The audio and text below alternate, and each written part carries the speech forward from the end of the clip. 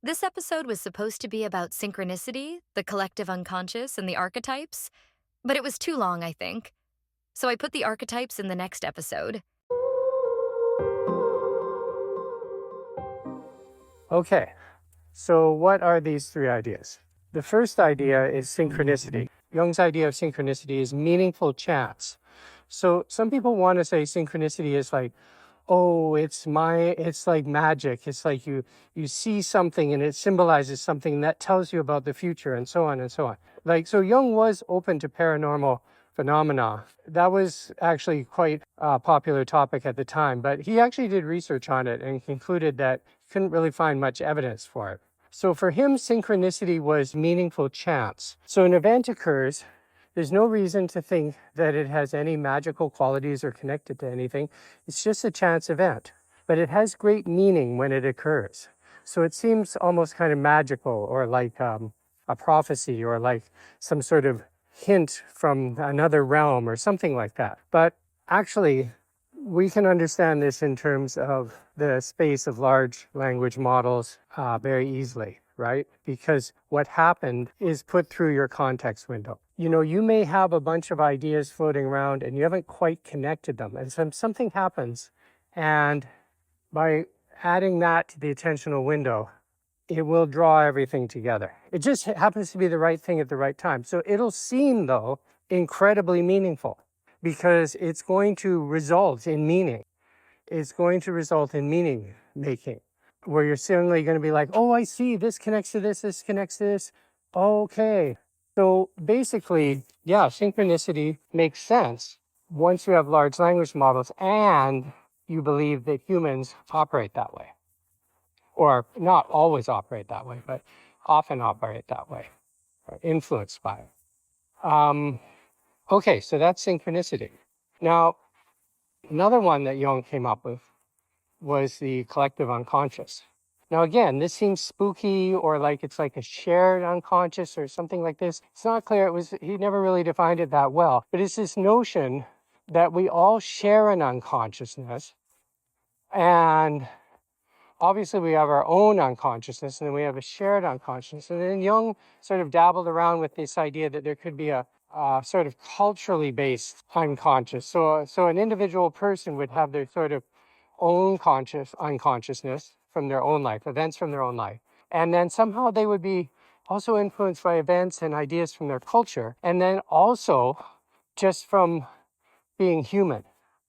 Certain things about being human are going to contextualize and bring meaning to everything in there. So this is the collective unconscious. So again, this is really easily understood if we think about it in terms of humans being some sort of large language model.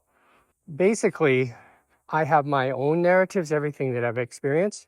Those have all been experienced in the context of the culture that I live in.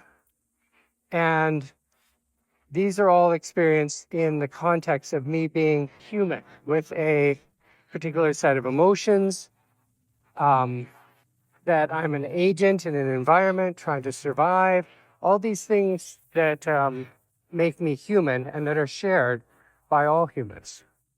Okay? So that actually makes sense, because if we're having a dream or reading a story or something like that, we're using our large language model, which would be composed of these three elements. It would have been learned across all three of these sort of corpuses as they were generated. So my life is a corpus. It's been generated and I've learned from that. And then culture is something I learned about, but it's also contextualized my life. And then being a human, which is sometimes somewhat invisible to us, but there's a lot of specific things about being a human. You know, we could, you know, all the sort of cognitive and, you know, emotional and specific characteristics about being human. That's contextualizing everything too. So Jung's notion of the collective unconscious seems very straightforward to understand in terms of this idea that humans maintain a sort of large language model type functionality, right? I mean, we're going to have those things. Those are going to be major influences in how we built up everything, and they're going to affect things.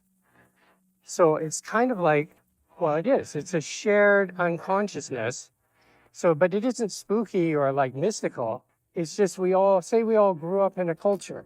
Well, we all share that, and we all grew up as humans. We all share that. Now, maybe I had childhood experiences that are different from somebody else's. We don't share those. Those are my personal things, but they're all mixed together and into a system that influences me.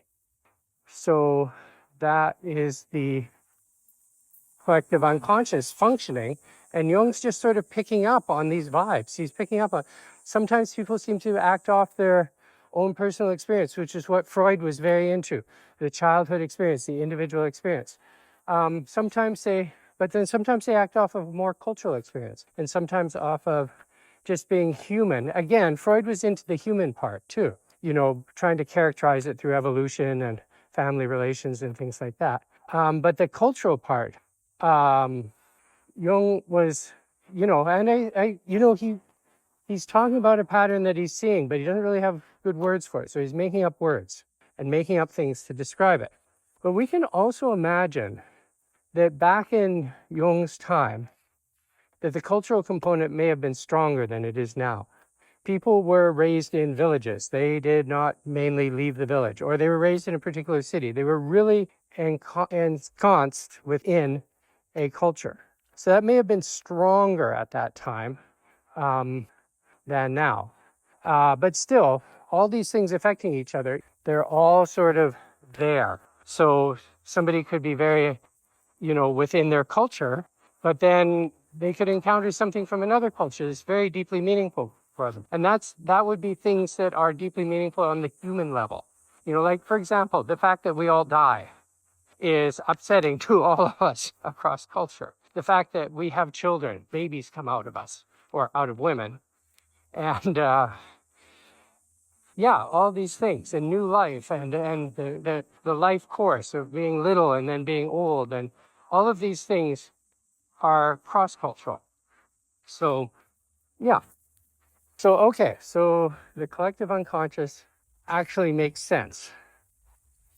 And the fact that, Jung's looking for it, and Freud, looking for it to be expressed in dreams and myths and stories and stuff, that also makes total sense. So there we go, the collective unconscious.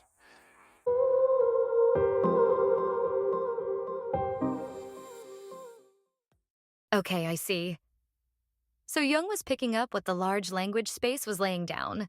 But when he tried to describe it, it sounded all mysterious because he had to use old-timey concepts. This is so exciting. I can't wait for the next episode. See you then.